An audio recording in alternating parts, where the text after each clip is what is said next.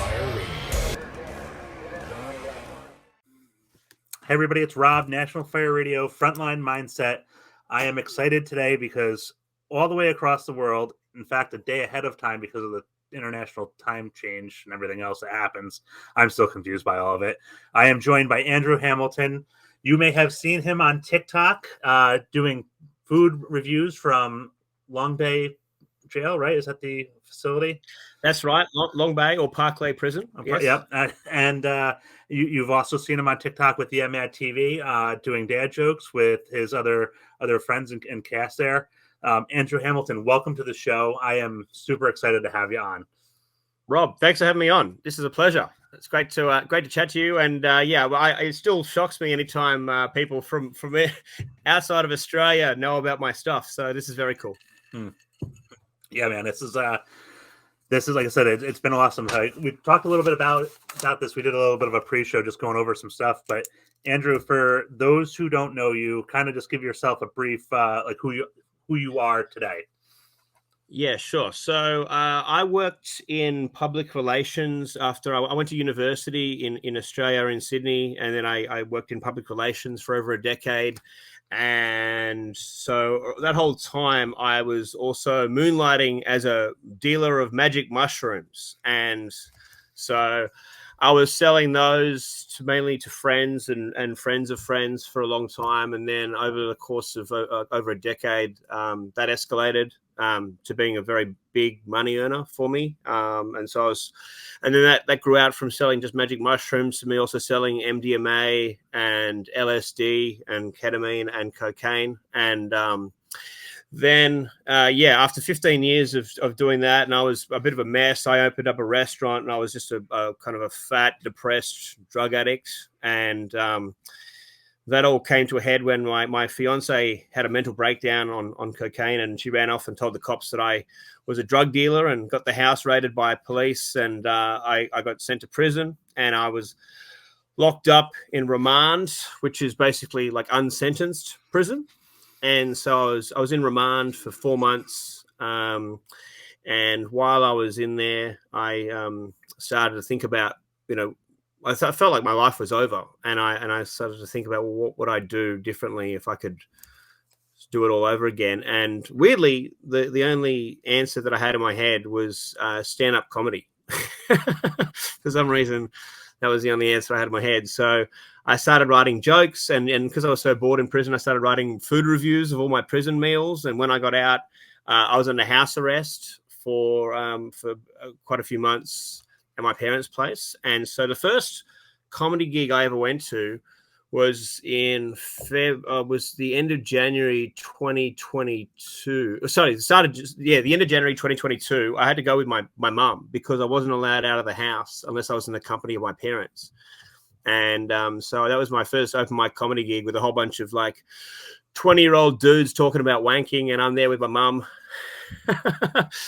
And I get up on stage and start talking about prison. And soon after that, the judge changed my bail rules so I could perform comedy. And a year later, I got sentenced. About 6 months later, I got sentenced. So it would have been July 2022. I got sentenced for the large commercial supply of magic mushrooms and acid and MDMA, and I ended up getting sentenced to something they have in Australia called an intensive corrections order, which is essentially you do a prison sentence in the community instead of going back behind bars. So I'm currently on that now, and so what that means is I have to ask permission from community corrections if I ever want to leave New South Wales. And I also had to do 200 hours community service, and they can have stricter rules depending on how much of a risk profile you have. So if I had been done for heroin or meth or something, I might have been subject to regular drug testing or something like that. But because it was psychedelic drugs and they consider them to be pretty low risk, they got rid of all that stuff for me, so I don't have to do any of that. But yeah, I do have to get permission to leave New South Wales. And so now, since then I've been doing stand-up comedy. I do stand-up comedy most nights of the week. And I did my debut show at the Melbourne Comedy Festival in April 2023. I called that show, I had a very clever name for it. I called it Jokes About the Time I Went to Prison.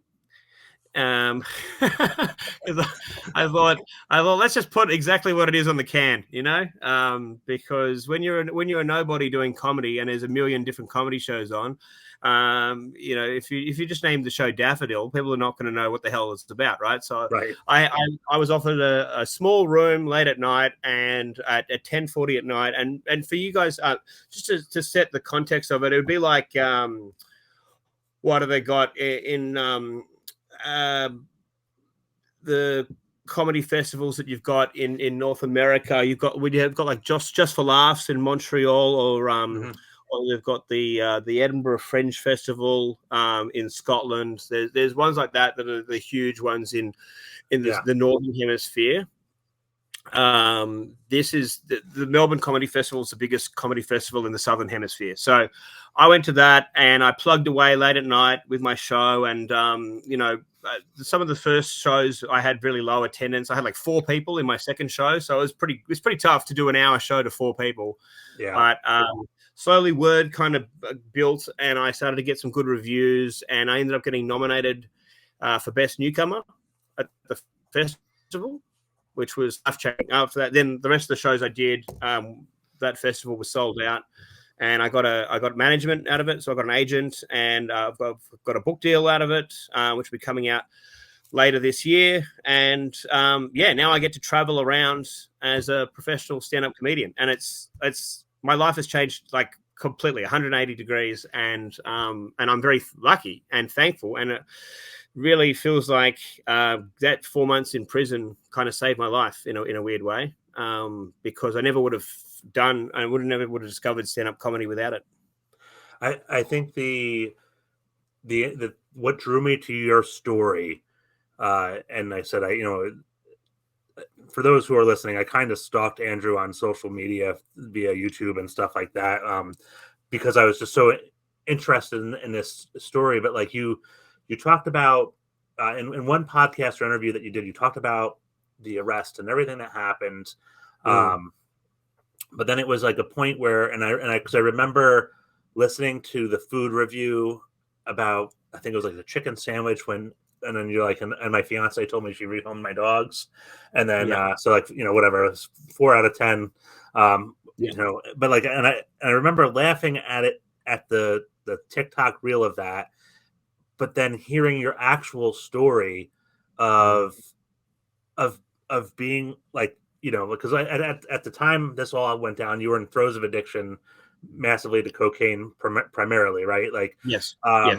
And you said at the arrest, the officers let you say goodbye to your dogs, which I was like, fucking spot on. Atlas and Kermit will probably make an appearance at some point behind me during the interview, or they'll just be up on the couch. But and then that you got this phone call that your fiance rehomed your dogs, and when I heard that, that just hit me in the gut, because I know how much my dogs mean to me, and I was like, and honestly, I credit to you for being able to turn it around, because I don't think I would have survived that.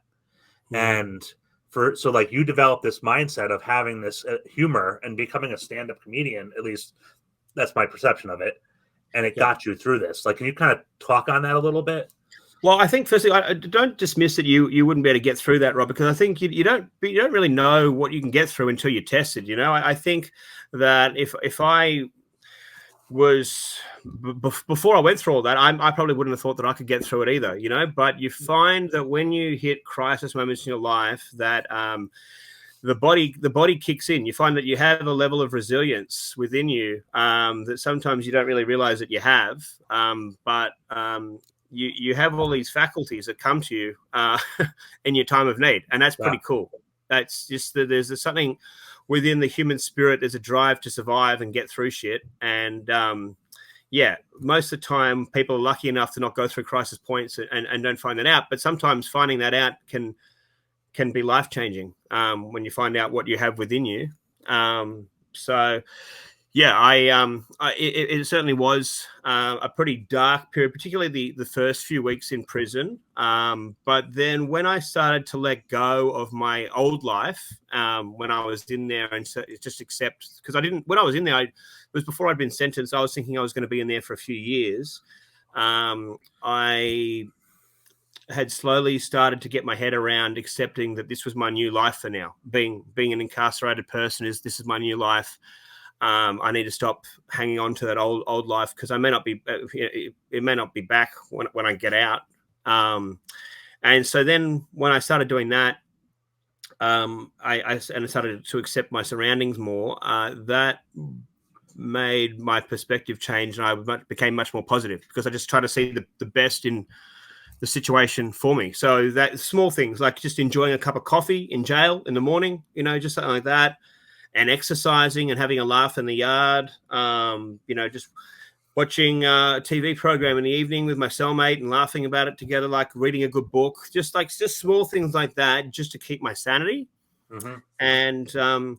And once you find just little small things that you can build a positive around, you start to your perspective changes totally.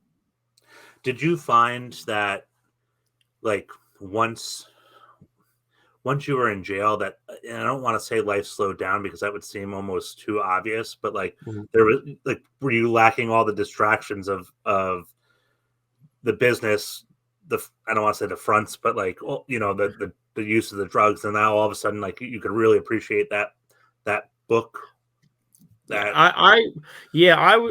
is probably some people might find this strange to hear, but I found prison quite relaxing because my life was such a mess and a stress outside.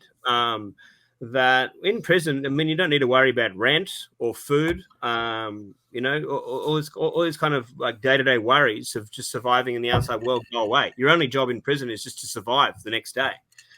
So because of that, it made everything a lot simpler, and so I found it much more relaxing. I say, prison's easy, real life is hard. You're just putting it in kind of a timeout for an extended period of time. And so I just tried to use that as best I could to better myself through exercise and reading and writing. But yeah, it just feels like it's just, you sit there and it's just a slow waste of your life, really, right in there. But yeah, I think it showed me how much of a mess my real life had been in, that I found it relaxing in there. And also on top of a drug addiction, you also had struggles with gambling as well. Yeah, that's right. I mean, particularly the first decade, I had slowly kind of gotten on top of it over the last the few years before I got arrested. But the first kind of 10 years, when we have a huge problem in Australia and particularly New South Wales with poker machines, which aren't that prevalent in the US, other than like places like Vegas, right? Right. The slot machines. I was just say slot machines, right? Yeah, slot machines. Whereas here in Australia and in New South Wales, they're in every bar, right? Every pub, every bar, everywhere you go, on every street corner. We have more poker machines, we have more slot machines in New South Wales than anywhere in the world other than Las Vegas, right? And so what happens is you go to the pub, you go to the bar with your friends for a few beers, and then you get drunk, your brain's not working that well, and then you just go into this lit up room. It's essentially a casino in every pub corner, and you gamble your life away, and you can lose thousands in a matter of minutes, right? And so that's just that we have this normalized gambling culture in Australia, whereas like guys will just go for a drink and then they'll go, oh, let's go have a cheeky slap. It's the phrase we have for like just going and having a gamble. And so, I found I had a problem with that pretty much from as soon as I was allowed to drink in Australia. The drinking age is 18, so you can be gambling and drinking in any bar, in any street corner from 18. And so I would just lose all my money to these slot machines week after week after week. And the thing that kept digging me out of the hole when I couldn't pay rent and wanted to kill myself because I had this huge gambling problem was selling magic mushrooms. So that's what helped me to kind of normalize in my head what I was doing, because I was like, these laws, the laws of Australia don't look after us. These are killing me. These aren't good. Why would I obey these laws? I'm going to make up my own rules because this is the only way I can survive. Yeah, can you kind of just expand on that a little bit more, because on this idea of the laws that aren't looking out for the good for you?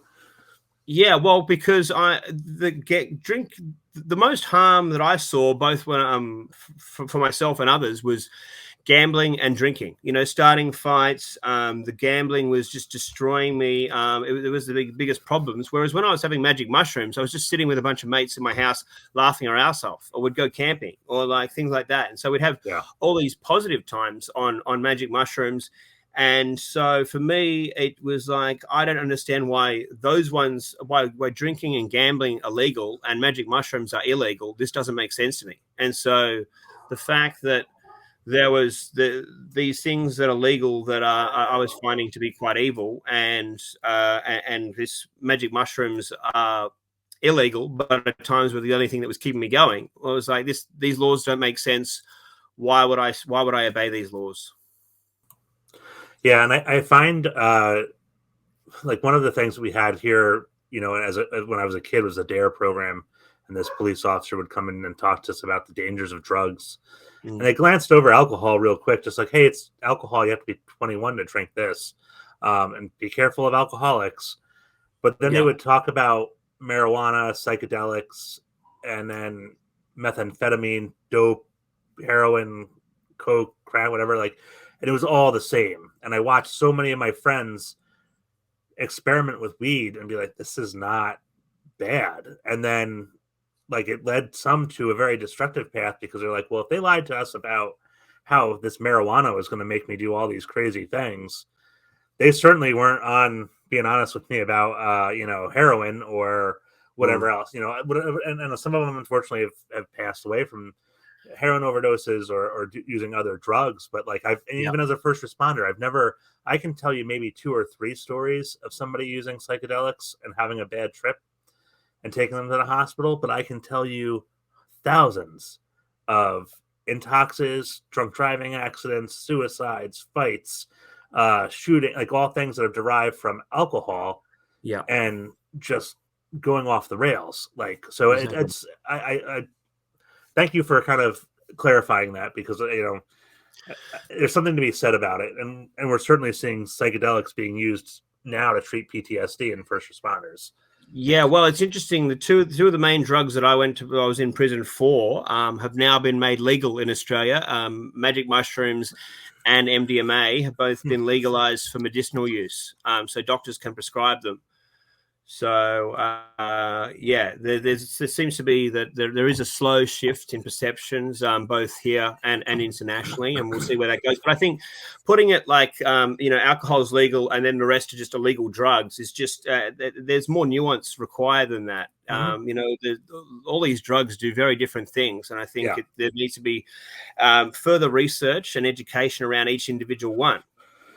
Yeah, I agree. It's because I certainly don't want anybody using methamphetamine. It's a pretty serious one. But that's why I was educated, and I knew to stay away from heroin and methamphetamine. Right, they're the two that I stayed away from, because I knew that they sounded really fun, and I'd probably become addicted to them and never be able to get off it. Right, they sounded very like the most dangerous. So that's the ones that I stayed away from, both using and selling, because I was like, I don't want to be. I wanted ones that I was using that also people could have and have a recreational fun time on, but it wasn't necessarily destroying their life. Yeah. And I myself, I have ADHD. I always knew I had ADHD, except I was always told, hey, like, just work harder, like study, don't get distracted. Like, it was my choice. So I was like, all right, like, let me study harder. It's not working. But being I have it too. Yeah. All right. Awesome. See, every day I meet more members of the club. But my first round of when I kind of figured this out, because I was like, I don't know why. I guess it's not like I don't have it's not like I didn't have the money to pay my bills. I would just simply forget them. And then be like, I want to go to the movies. Like, and it's not like I'm not trying to be irresponsible. I am legitimately forgetting how to adult because I just do not remember. And a therapist I was seeing was like, hey, let's take a test. And I was like, how'd I do? And he was like, you passed it. You have ADHD. And I was like, what? And but congratulations. I was like, oh shit. But he, when with my physician at the time got me on Adderall, and we slowly bumped up the doses, and there was, I was like, oh wow, this is like, I'm remembering everything, like I'm doing well. But then like the side effects started to hit me of like irritability and, like and I was on a higher dose at one point and it just wasn't working out. And I remember one of my good friend Morbido is a paramedic. He was in the army as a explosive ordnance disposal technician. And he's like, well, you're taking legalized methamphetamine, And I was like, what? And he's like, yeah, it's like legalized crystal meth. And I was like, holy shit. And he's like, yeah, that's why when you stop taking it, you become a cranky asshole. And I don't like talking to you on the phone. And I was like, oh, yeah, nothing like an honest friend. But it's true. Yeah, the side effects screwed me. I used to have it when I was 16. I used to have 8 dexamphetamine tablets a day, and I could concentrate, but it screwed my appetite. And I love food, and it made me like a zombie. I was like just kind of like just a spectator in my own body, and I had a lot of trouble sleeping at night. I lay in bed and I wouldn't be able to go to sleep for hours. So there is a lot of studies on the fact that a lot of people with ADHD are more likely to fall into addiction and also to end up in prison. That was part of my my sentencing. Was that they considered the fact that I was ADHD, and that was another one of the reasons that I got the sentence of a corrections order rather than going back to prison. Yeah.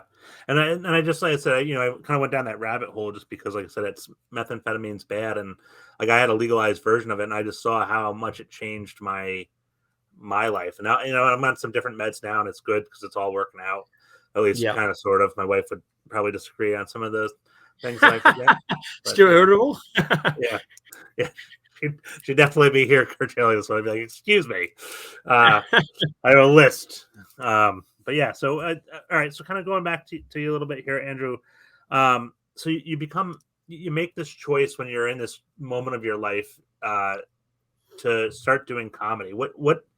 How do you gear yourself into that mindset, especially when you're behind bars? Yeah. I mean, look, I think that I was quite lucky. I was in I was in maximum security remand. I was with some pretty heavy dudes when I was locked up because even though if I got sentenced, I would have gone to a minimum security prison because I was on a non-violent crime. When in Australia, when you're in remand, if you're on serious drug supply charges, you get put in with the worst of the worst. So I was in there with guys that were in there for murder, kidnapping, whatever, and I was just another dude in the yard. And if you're in the main yards, then you're considered to be, you're not a sex offender or a cop or a informant. So therefore, you're considered okay. And then when guys found out I was in there for mushrooms and acid, they thought that was hilarious because that was not a common thing. So I got treated. Yeah, a lot of people. I could feel like there's somebody that's like, "Who are you repping?" And be like, "Andrew Hamilton, mushrooms." Yeah. What? No gang affiliation, just a sole trader of mushrooms. They're like, "Who the fuck is this guy?" But I think obviously from all reports, things are very different in America. But in Australia, I actually got treated great. I had a good time in prison. It was just a bunch of guys who were lost souls that have made mistakes. They're all in a wing just trying to just do their time together. And, so I saw some pretty funny shit sometimes. I remember there was one time I was in a yard and there was a prison officer called out over the PA system for a guy named David Wilson. And then a whole yard full of hardened crims were trying to do their best Tom Hanks Castaway impression. They were going, Wilson, I'm sorry, Wilson. And I remember laughing so hard that suddenly I forgot about the barbed wire and the cameras and the guards. And I forgot I was in prison for a few minutes because I was laughing so much. And I was like, holy shit, this is pretty powerful stuff. If laughter, hello, what's your dog's name? This is Kermit. Hello, Kermit. I thought, man, if laughter can make me laugh so hard that I forget that I'm in prison, even if it's for a few minutes, that's pretty powerful stuff, right? So that kind of triggered a memory for me that I spent like a lot of my youth going to stand-up comedy gigs and clubs, and I loved watching it. And I would always like write down jokes on my phone when I was at these gigs because I think it was part of me that fantasized about doing it, but I was too much of a pussy to try. I was like, I never looked into how you'd even begin. I never tried. I didn't really think I had anything special to talk about. But when I was sitting in there and I had time to reflect on the fact that there was something in me that had always wanted to do that, And suddenly I was in this really unique world that very few people get to experience. And I was seeing humor in it. I just started writing jokes about it. And so, yeah, I wrote jokes. Particularly, you were talking about when the police raided my house. I got raided by they have a organized crime squad in Australia called the Raptor Squad, and so I started writing jokes about that because when they tackled me, they were like, "Stay down, you fat bastard! You got a tiny cock." That's what they said to me. So then I started writing jokes about, well, hold on, I had my pants on. How did they know I had a small cock? So. Yeah, I just started writing jokes about all these kind of scenarios. And by the end of it, by the time I went out of prison, I had this like whole page of joke ideas. And then, when I got out, I started looking for opportunities, and I saw there was a stand-up comedy competition in Australia called Raw. So I signed up for that. And then I started going to open mic gigs and testing out the jokes that I'd written, all based on my prison experience. And I thought that it was going to be good because one, it was real, but also it stood out in a crowd of a lot of dudes talking about wanking and like their job and stuff like that. I thought that this was just helped me to differentiate myself, and it did. And it felt like I've said this to a few people before, but when I was locked up, like I'd worked in public relations for a long time. I thought there was a good chance I could get another job or white collar job when I got out. And there was only one news story about my arrest, and it was in the Daily Mail, who barely anyone reads anyway. So I thought I could have just swept it all under the rug and just gone back to a normal job. And then for some reason I was like, well, what if I just get up on stage every night and start talking about the fact that I went to prison for drugs and I sold drugs for over a decade, and make jokes about that and own it, just own the shit out of my mistake. And for some reason it felt like it was such an insane idea that I knew it would work. And so I started doing it. And people, I thought I might get booed off stage, or that the normal people might think this was outrageous that I was talking about this. But no, I've never had pushback ever. I've done hundreds and hundreds and hundreds of gigs now, and I've never once had anyone criticize me for the content. Yeah, I think it's. I mean, one, I love the fact that you talked about like, hey, I could have swept this under the rug, and that you cite like, hey, there's one article about it, but Kerm, go. But there's the fact that you get because we call it in the fire service, if we screw up and we make a mistake, we have to get in front of the camera and own it right away, because if we don't do that and the public asks questions and then we don't have the answers for them, then that's going to even look worse. So like getting in front of something is so important, and the fact that you were able to do that and then in this way, I think just speaks volumes of things. It's just, like I said, that's huge. It's such a power move, Thank you. I mean, I didn't realize what I was doing at the time. I was doing it for me. It was quite cathartic. I was doing it for me. But it's now, like, fast forward 2 years of me doing comedy, and the amount of messages I get from people all around the world saying that I've inspired them one way or another, it's crazy, man. I had a guy recently who's an Australian guy say that he got out of prison many years ago, and he just went back to a job, and now he's successful, and he's never mentioned it. And he swept it under the rug. And because of me, he's been inspired to start talking about it and to start telling people about that story, because it's part of him and part of his recovery. And so that was really cool to hear that people that I was inspiring other people to own their shit, even when they didn't need to. Well, and also, I don't know what it's like in Australia, but I know here in the United States, we have this, like, I'll just be honest with you, our prison system's fucked up and it's broken.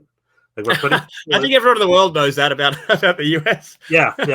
There's a whole bunch of stereotypes. We can blow right through them, but like, you have to break the stigma of this, because, like, what's the point in sending somebody to prison if there's no correction or no, behavior modification? I know there's an actual official term for it, but like, like, by talking about it in this manner, you're humanizing the event. Whereas I think a lot of people think drug dealer, throw them away, throw away the key, lock them up, whatever. Not in that order, but and it's like that doesn't work. You know, it's No, just there's people who I think definitely deserve to be behind bars. You know, you know, like I said, there's evil out there that needs to be locked away. But then there's people who are absolutely. like, and we've had this weird thing in New York where we've done bail reform. Unfortunately, it's swung too far to the left when it comes to its intent was that if you are, you know, low level, like if you're dealing marijuana, you don't get sent away for years. You know, you're released on bail because you're trying to raise money for your family, kind of thing. Or you're doing Yeah. low level crime. It went too far. Now it's like, you know, aggravated assault with a weapon is one of those things where they're like, bail reform, you can get released without bail. And it's like, no, he just stabbed somebody with a very large fucking knife. And they're Yeah. like, yeah, it's all right. Yeah, I think violent crimes and that kind of stuff need to be dealt with differently. But there's from what I saw in prison was I didn't really see evil. I just saw a lot of guys that Yeah, were in there. Most of it is drug related. It's either drugs themselves or guys doing petty crimes to fund drug addiction. And so that made me yeah, think, realize that I think drugs need to be treated as a health issue more than a criminal issue. But then also, most of the guys I was in there with, particularly at Long Bay, I weren't in there for their first time. In a yard of 80 guys, I was one of 2 people that were in prison for the first time. Most of the guys are in their second, third, fourth, fifth time, and even sixth time. And what that tells you, like, it becomes a cycle for a lot of these guys. It's a revolving door, and it's because the punishment of putting someone in prison itself doesn't really stop you from wanting to do the crime. The thing that stopped me was the love of my family and friends that stuck by me, and because when you do time, you don't really do it alone. And that's the bit that I didn't really realize when I was breaking the law, was that people that love you do it with you. mm-hmm. And so that was a big thing that made me want to change. But also, I saw so many guys when I was locked up, and they came from such underprivileged backgrounds that it felt like the writing was always on the wall. Like that was always where they were going to end up. And you know, as shitty as that sounds, but for me, I came from a good family, and I went to a private school, and my mess was all my own making, right? And so sitting in there, I felt just so embarrassed. That I'd let myself down, that I was like, I need to go out and do something different. And so, yeah, I don't think that prison on its own stops people from wanting to stop breaking the law. I mean, the numbers back that up, right? I think it needs to be. I think opportunities for these guys when they get out to actually do something constructive, and then also like training and education programs inside prison. All these things need to be working to give someone a reason why to stop. If I got out and I hadn't had anyone that cared about me or loved me, and I was all alone, and the only people I identified with were other ex-cons, I would have gone straight back into crime as well, right? There's no real reason unless you have that reason to get up in the morning and do something different with your life. Well, and that's the other thing too, right? Like you hit on that support of family before, because I think you talked about it in one of your other interviews, is that you might have even said it here tonight. Your first gig, your mom had to take you to. That was a condition of your parole. That's right. So like, who has their mom to say like, oh yeah, I'm going to go out to a comedy club with you. You've just been you've just been kicked to the curb from prison for drug sales. We're going to go to a place where I'm sure there will be no drugs. Never at a comedy club, and I'm going to babysit you while you do your set, listening to other guys talking about wanking off, and then you're going to talk about your time in prison, and I'm going to just endure this as your mother because I love you. I think she was just happy for me to. Yeah, I think Robert, she was just happy for me to do anything other than crime. So she was just she was happy to be supportive of anything other than me suggesting we're going to go do a drug deal, Mum. So I've got to tell you, the one thing that out of the whole story that really just has been sticking out and it's been staying in my brain, and I just wanted to communicate this with you. You know, your arrest, not to make light of it, but like the fucking Raptor Squad, that's what they called themselves. Like it sounds like a shitty sports team. Like, and I can't wait to police week, because I'm sure one of these guys will come over here and come find me. But like, and I'll say it to them at that point too. But like, I was just like the Raptor Squad. It just sounded so. I was thinking like, are you like Velociraptors? Like, no, you would have said that. That would have been cool. Like, Yeah, You, I trust you would me. have gotten I've tackled tried. with the clever girl. I've And then tried a bunch of different. I tried a bunch of different dinosaur jokes about yeah, T-Rexes and raptors. I could never quite make them work. But yeah, I did used to. I had a lot of raptor material that I went through over the last 2 years. yeah, But yeah, they originally started, I think, as like the squad to target bikie gangs in Australia. But then it's kind of expanded out because I think they just didn't have enough work to organize crime, and then they must have had a really quiet day. The day they were like, you know, we're going to go raid this mushroom dealer's house. right. Yeah, like I said, I just remember you said that, and like I was listening to one interview, and you're like, the Raptor Squad got me, and I'm like, how did he just say that with a straight face? Like, Yeah, lots of practice. yeah, um, but yeah, so you go out, you get this, you start doing stand up, you go out to the one stand up festival, and you're moving on in your career. You've got a book deal coming up, and then you also come on to this other program called Yeah Mad TV, which a lot of people that I've communicated with have said like, oh yeah, like I've seen the dad jokes, I've seen them do the stuff. Can you kind of Yeah, just talk on that as far as the process of moving out of this from being this, you were down and out. I mean, like you got arrested, you were at the lowest point in your life trying to find happiness through cocaine and yeah. any other drugs that you could get, and now you're here into this moment. Yep, exactly. I mean, I lost my home. I lost all my money. I lost my dogs, my fiance, my business, and I felt like I'd lost everything. But then when you sit in prison and you realize, oh, hold on, you've got other stuff at your disposal. I still had my health, which is something that you can forget so often. But I still had my health, and I had my sense of humor, and between those two things, I that turned out to be a lot to enough to get me through prison, and now that's what I'm making a living out of, right? Is my sense of humor. And so yeah, when I got out, I started doing stand-up comedy, and then I started just posting dumb videos on TikTok, and that's when I started posting my food reviews. So I would just read the food reviews that I wrote in jail, just here in this room, which is my parents' place. And some of those started to get some traction and some media coverage, and I got a little bit of a following on TikTok off that. And then a guy based in Sydney named Ben reached out to me, and he said he was a fan and he was looking to shoot some content, and asked me if I would be interested. And so I went and shot. Originally, the first thing I shot with him was this stupid. It was like a cougar dating show. It was like this hot 40-year-old single woman named Yana, and 10 of us had to go on like speed dating in a room with her. And I ended up getting to the final two. It was me and this giant black beautiful man who's like a male stripper, and he won by a mile. He won by a mile. But I was funny enough, and this content never saw the light of day because I didn't think it quite worked. But I had been funny enough during that segment that he was like, hey man, we're going to try shooting something else next week. Do you want to try come back and we're going to do some dad jokes?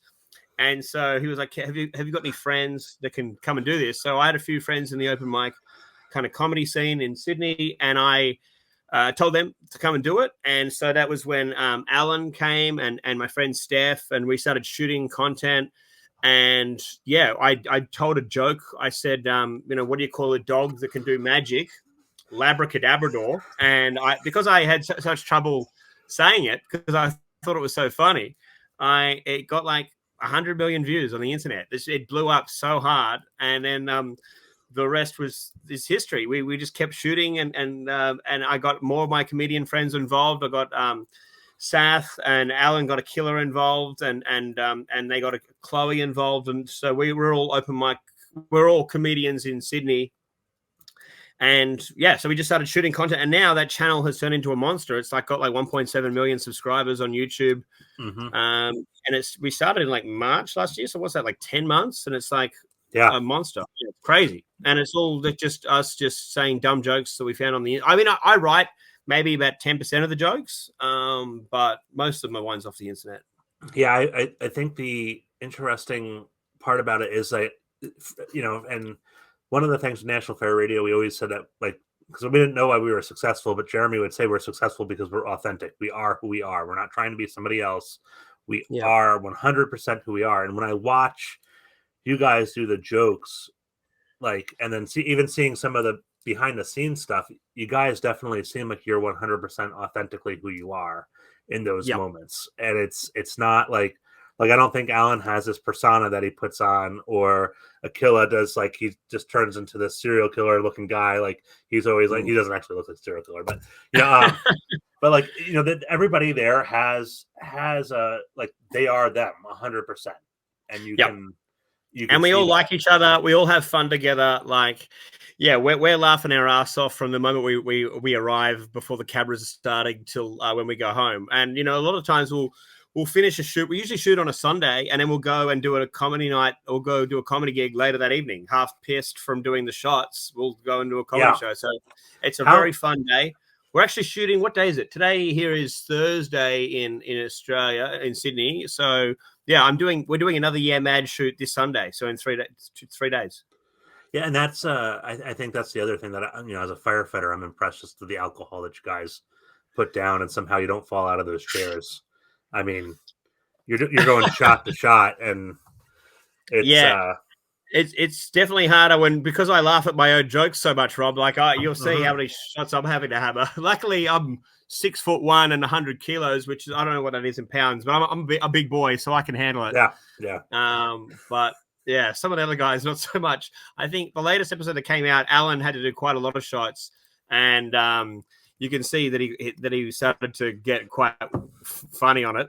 Yeah, he was. I did watch that. He was definitely doing. He was feeling no pain by the end of it. No, not at all. So, what?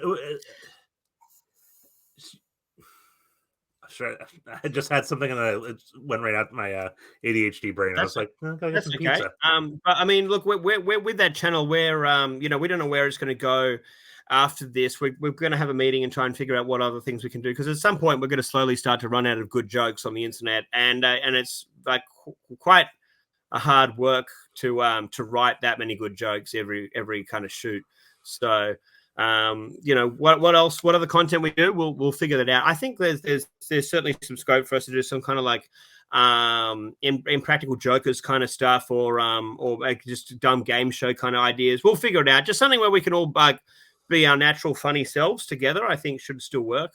Yeah, I think the Christmas special is pretty interesting. That was everybody going out and getting a present for Santa. Like that was. Yeah, exactly. That's us experimenting with some different stuff, And that will, I think whatever you guys are going to do, you're going to do well. So we've been going around 40 minutes or so. What else? What else did we miss anything about Andrew Hamilton that we need to get out there? Well, I think, the fun challenge for me now is like I made the initial success I had from comedy was just by talking about prison, and I had so much content around that. So now I'm trying to move myself away from that, from being like the prison guy, to just being a good stand-up comic.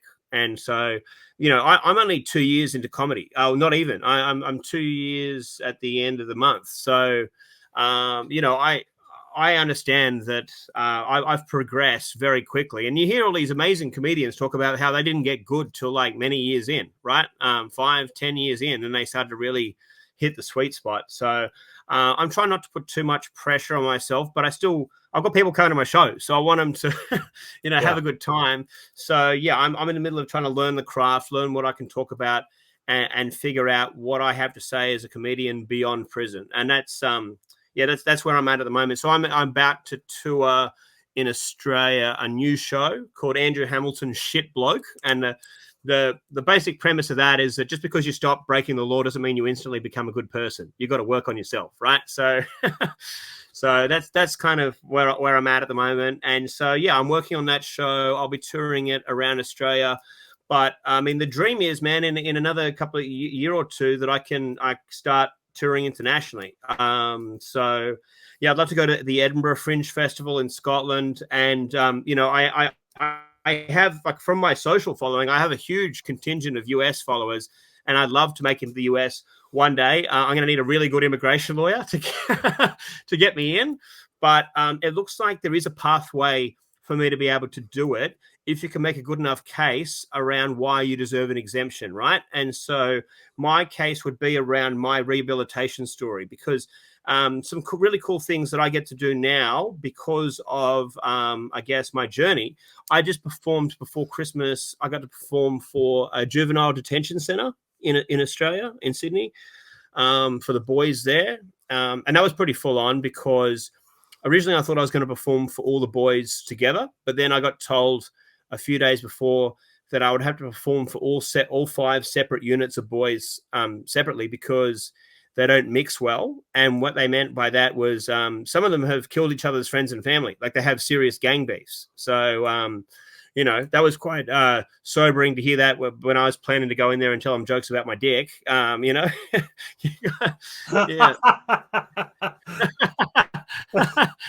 But it was great. It was really awesome to be in there with these guys who, they don't have a lot of stuff, like happy, fun stuff happening. And particularly around Christmas time, you have kids in there 15, 16, up to 20 before they go to adult prison. And so it was really cool to be able to be invited in there and trusted to be able to do that. And there was even a funny bit when I was just telling them some jokes, and one of the prison guards walked past me and whispered in my ear. He was like, he goes, tell them the dead hooker joke. And that was like a joke I'd said on Yeah Mad. And I was like, oh, clearly these guys know my work. Tell them the dead hooker joke. Oh, man. Yeah.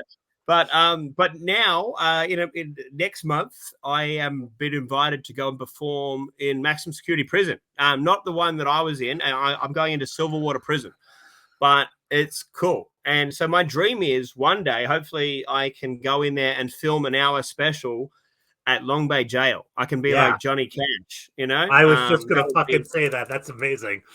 Yeah. Yeah, that's my dream. I think would be to perform for the inmates in Long Bay Jail, and that would be really cool content. But for now, I'm still a poor comedian. I say this all the time. I'm a poor comedian living with my parents, and I'm happier now than I have ever been. And that's because I found a calling. I found something which gives me purpose and brings me joy. And so, I don't really care about the monetary stuff now. I really enjoy what I'm doing, and this ride just keeps getting better and better and better. And it's brought me, so many people I've touched. I get all these messages all the time, and it has brought me into such cool opportunities, like performing in prisons, and opened my world to cool people like you guys. This is awesome to be able to talk to you and your audience of amazing, firefighters. This is awesome, man. Andrew, if there's somebody out there who's struggling, mental health wise, they're going down a dark path, and you've been on a similar path, maybe not the same one, but you've been in that spot. I don't want to say what advice would you give them, but what would you have to say to somebody? Well, I certainly know from now that there was so long where I was just escaping down the rabbit hole of alcohol, drugs, and gambling, because I was just miserable. I didn't like my life, and I didn't like the person that I was. Right. And so I think that when you do that, you find you're just constantly trying to find ways to escape. So you have to try and create a life for yourself from which you don't need to escape. And so I found two things that help for me. One is just staying so busy that I don't have time to think. Even if I'm feeling down, if I'm so busy, then I just got to keep doing the next thing. Also, exercise is an absolute life changer for me. Exercise and sunlight. I spend so much time as just a depressed, like drug vampire, sitting in the dark for weeks at a time, that just like getting the sunlight on my skin and exercise are two massive game changers for me.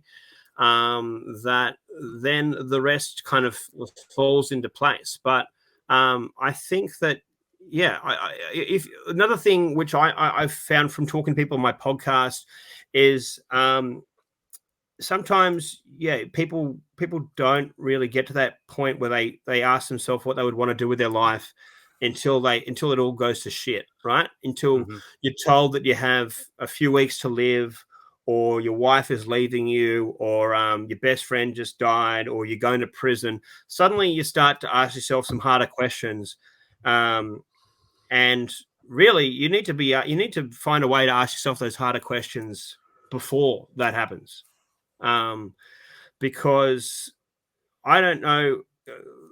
Yeah, I think I always knew that I wanted to do stand up comedy. I just never really interrogated myself hard enough to get that out.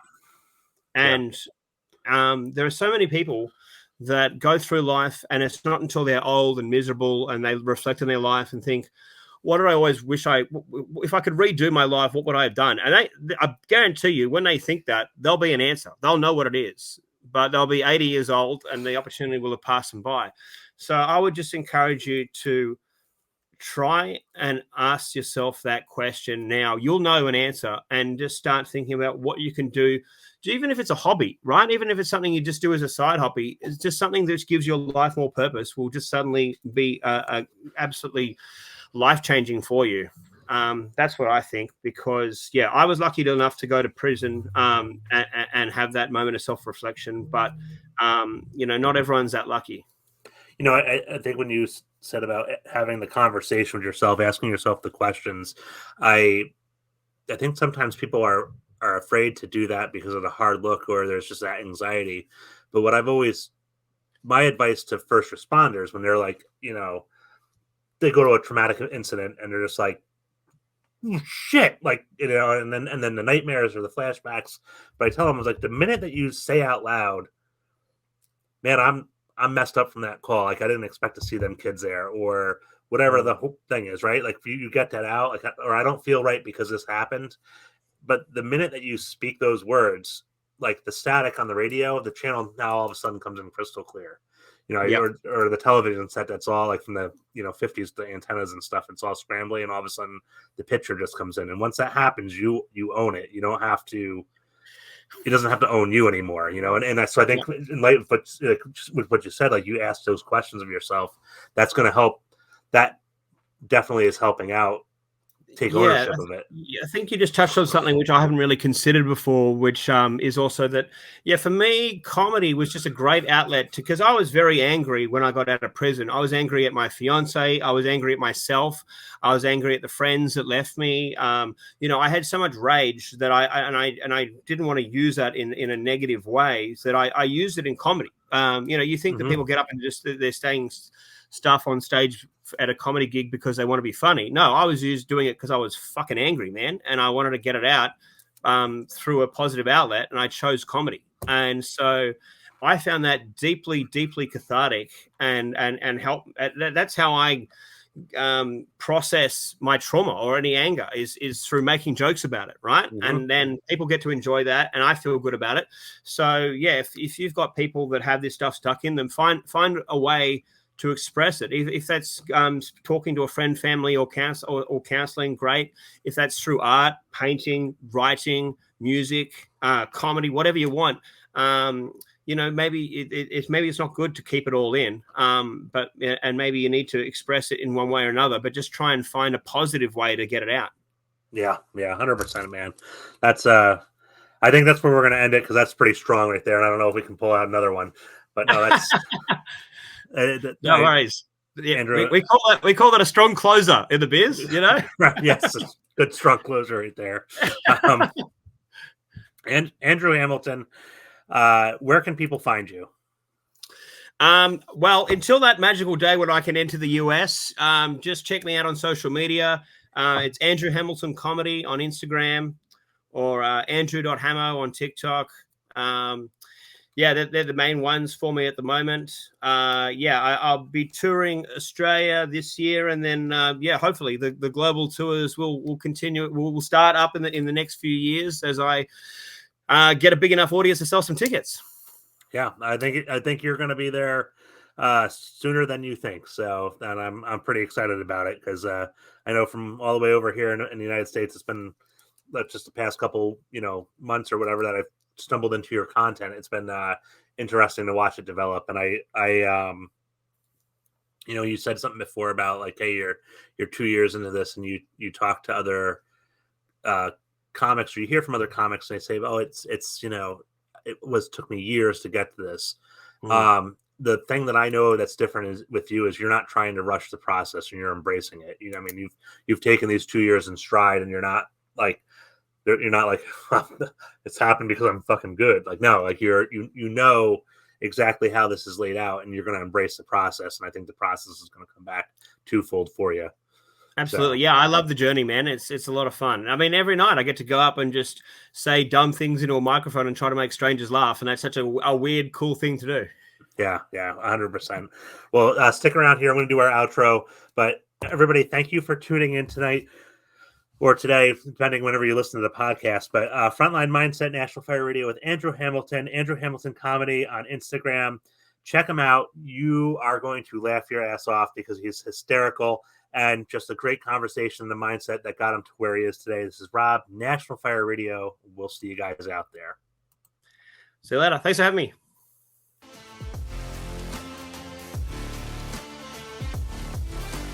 National Fire Radio.